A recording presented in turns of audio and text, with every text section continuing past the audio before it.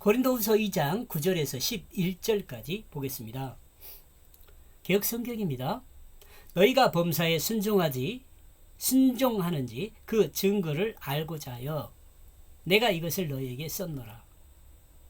너희가 무슨 일이든지 네게 용서하면 나도 그리하고 내가 만약 용서할 일이 있으면 용서한 그것은 너희를 위하여 그리스도 앞에서 한 것이니 이는 우리로 사단에게 속하지 않게 하려 함이라. 우리가 그 괴계를 알지 못하는 바가 아니로다.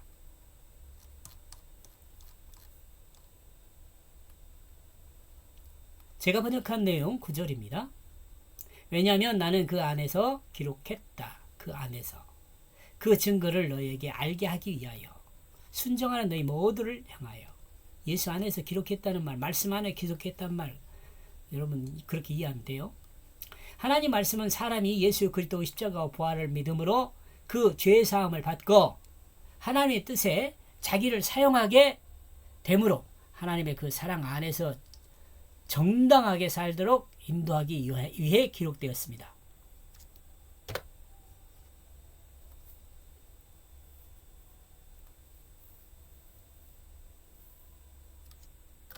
이것은 앞에 절 말하는 거예요.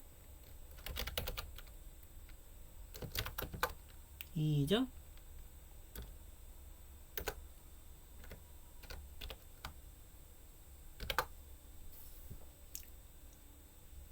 성경은 하나님의 사랑 안에서 증거를 알도록 기록하였습니다. 이러므로 성경 그 기록된 하나님 말씀을 따라 구원받은 그리스도인은 여러분 지금 그 생각, 지금요 성경 곧 기록된 하나님 말씀은 이거 지금 바울이라고 말한 내용을 저는 지금 이렇게 설명하고 있는 겁니다. 전혀 문제 없잖아요. 문맥에 문제가 없어요. 하나님 말씀은 이라고 바울이란 단어를 빼버리고 하나님 말씀을 따라 구원받은 그리스도인은 이렇게 해도 문제가 없잖아요. 바울은 구원받은 그리스도인에게 이렇게 말하는 것이나 똑같은 거죠. 하나님 말씀의 그 뜻을 이해하고 알기에 그 뜻을 따라 순종하게 됩니다. 구원받은 사람은요. 하나님의 뜻이 그 자신을 사용할 수 있도록 내어주는 사람이 됩니다. 이것이 뭐예요? 하나님을 사랑하는 사람이죠.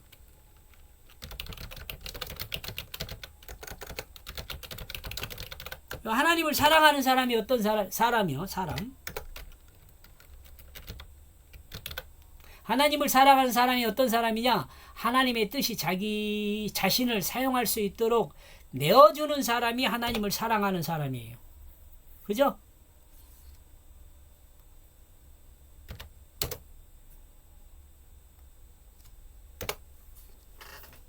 그리고 이같이 사는 사람이 하나님을 사랑하는 사람 써놨네요. 자신의 자리인 그 마음 중심에 마음의 조가 아니라 주입니다. 주로 하나님이 자리하게 하기 때문입니다. 지워버립시다. 밑에 있는데 뭐해, 그죠? 성경은 하나님 말씀이며 하나님 말씀인 성경은 사람을 향하여 하나님의 사랑 안으로 가까이 부르고 있는 기록된 말씀입니다. 이러므로 성경은 하나님의 인간의 그 사랑 안으로 부르는 기록된 말씀입니다. 하나님이 하나님의 그 사랑 안으로 부르는 기록된 말씀입니다. 사람을 이라고 할까요? 그러므로 성경은 하나님이 하나님의 그 사랑 안으로 사람을 부르는 기록된 말씀입니다. 그러나 안타깝게도 많은 사람은 하나님의 그 뜻을 알지 못합니다. 또 성경이 자신을 하나님의 그 사랑 안으로 부른다는 그 뜻을 부르고 있다는 그 뜻을 알지 못하고 있습니다. 안타까운 거죠. 성경은 하나님의 사랑 안에서 증거를 알도록 기록되었다. 10절요. 그러므로 너희가 누구에게 어떤 일이든 나와 같이 호의를 베풀게 되어져라. 수동적으로 그냥 되어져라는 거예요. 그러므로 또한 나는 어떤 것이든 호의를 베풀고 있다. 여러분 여기서 바울이잖아요. 여기서 나는은 1인칭은 근데 이러므로 또한 성경은 그 어떤 것이든 호의를 베풀고 있다. 이렇게 해도 의미를 전달하는데 전혀 변형이 없습니다. 너희는 나의 어떤 일에 호의를 베풀게 되어야 한다. 성경의 뜻을 따라서 호의를 베풀게 되어야 한다. 너희 때문에 그리스도 앞에 있다. 하나님 말씀으로 거듭난 사람, 곧 하나님 말씀을 믿음으로 또한 예수 그리스도 십자가와 부활을 믿음으로 구원받은 그리스도인은 그 마음에 하나님의 뜻이 주로 자리하기 때문에 그는 다른 사람들에게 하나님의 그 사랑을 베풀게 되어져 있습니다. 이는 그 마음에 하나님의 사랑이 자리하기 때문에 그렇습니다. 하나님의 뜻이 주로 있는 거예요. 주님으로. 나와 여러분이 주님이라고 말할 때는 내 마음에 하나님 말씀의 뜻이 주로 자리하고 있다는 거, 진실이 자리하고 있다는 거예요. 거짓이 아니라 사탄의 거짓을 몰아내고 하나님의 진실이 내 마음에 자리하고 있다는 거예요. 내 마음에 자리하고 있으니까 어때요? 하나님의 뜻을 따라 행하는 것 자체는 뭐예요? 진실이에요. 이 진실이 나와 여러분의 영원한 삶을 인도해요. 그리스도인은 하나님의 자기 자리, 그리스도인은 하나님께 자기 자리를 내어주는, 그리스도인 하나님께 자기 자리를 내어주는 이 사랑을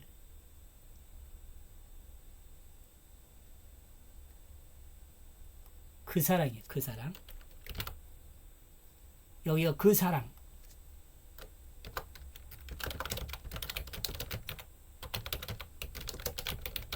예수님의 십자가와 부활을 말해요. 그 사랑요. 닮은 사람입니다. 하나님은 이 사랑을, 하나님의 이 사랑은 십자가와 부활요. 반역한 죄인의 죄를 용서하고 다시 태초에 창조된 그 사람으로 살도록 합니다. 처음을 회복하게 하는 거죠.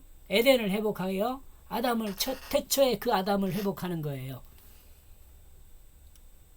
인간의 타락은 하나님이 창조한 모든 피조물을 타락하게 만들었습니다. 그러므로 이제 인간이 하나님 말씀을 뜻을 따라 그 죄 사함을 받고 하나님의 그 창조를 회복하게 된다면 하나님이 창조한 모든 피조물도 하나님의 그 창조를 회복하게 될 것입니다. 성도는 주께 받은 호의를 피조물에 베풀어야 한다. 11절요. 그 사단에 의해서 욕심을 갖지 않기 위해서 그러므로 그는 우리가 알지 못하기를 원하지 않는다. 알아야 한다는 거죠. 사람은 사탄의 유혹에 넘어가 정욕을 따르는 자기중심의 욕심을 갖게 되었습니다. 하나님은 이와 같은 자기중심의 욕심을 따르는 사람을 버려두지 않고 하나님의 뜻을 따르는 그 창조 태초를 회복하게 하려는 작정과 경륜을 가지셨습니다. 그리고 이 회복을 통해 영원할 수 있도록 생명을 주셨습니다. 이를 완성하는 것은 진화론적이 아니라 창조론적입니다. 이거 좀 이해를 해야 할 겁니다. 이해해야 합니다. 새롭게 거듭나는 거예요. 하나님이 창조한 그 구원의 법칙으로 되는 것입니다. 이는 예수 그리스도의 십자가와 부활을 믿음으로 알고 자기중심이 죽은 것과 하나님 말씀 중심으로 새롭게 거듭난 것으로 되는 것입니다. 성경은 이와 같은 진실을 그리스도뿐 아니라 모든 사람이 알기를 원하고 있습니다. 말씀은 거짓인 사탄이 심어준 것임을 알아야 한다. 알게 한다 그래야 하는데,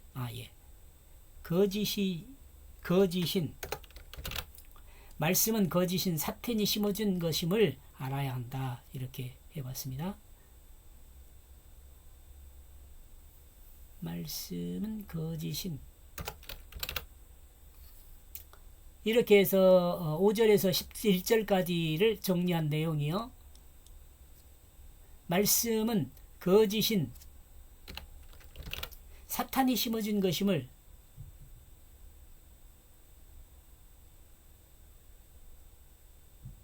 하나님 말씀이 사탄이 심어준 거짓을 알게 한다 이렇게 할까요? 그죠? 그래야겠다. 사탄이 심어준 말씀은 사탄이 심어준 거짓을 알게 한다.